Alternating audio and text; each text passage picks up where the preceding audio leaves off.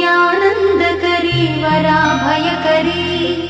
सौन्दर्यरत्नाकरी निर्धूताखिल पापनाशनकरी प्रत्यक्षमाहेश्वरी प्राणेयाचलवंशपावनकरी काशीपुराधीश्वरी भिक्षां देहि कृपावलम्बनकरी माता